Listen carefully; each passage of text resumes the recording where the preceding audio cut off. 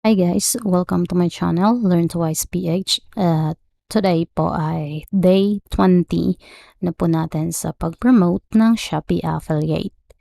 So, sa mga ngayon lang nakanood po ng videos ko, mas okay po na panoorin mo po starting from day 1 para mas makarelate po kayo sa progress ng test experiment po natin. Kung kikita ba talaga tayo sa Shopee Affiliate. So, as always, the same pa rin po yung target po natin na 15 videos daily. Minimum po yan. So, pwedeng pataasan, pero wag lang sana nating babaan. Pero hindi naman may iwasan na minsan busy talaga. Hindi mo hit yung 15, kaya bumawi ka sa following day.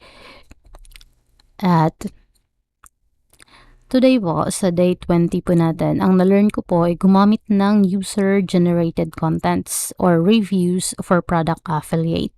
Kung mapapansin mo, di ba pag sa Shopee, pag bibili ka, ang unang-una mo talagang i-check is yung reviews po. Kung may mga reviews na ba ng mga nakabili nito, kung kumusta ba yung item, okay ba, ano ba talaga, legit ba siya, so ganun. At mas okay po na ganyan yung gagamitin natin i-upload sa Shopee video to promote the product. Kasi nga, galing po yan sa legit na reviews ng mga nakagamit na ng product. Pero make sure na i-hide mo yung mukha kasi nga yung iba hindi papayag na gamitin yung mukha nila.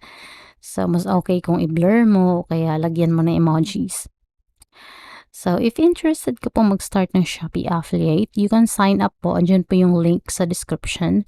At also, andyan din po yung link para sa package ng promotional videos po na pwedeng gamitin sa pag-Shopee Affiliate.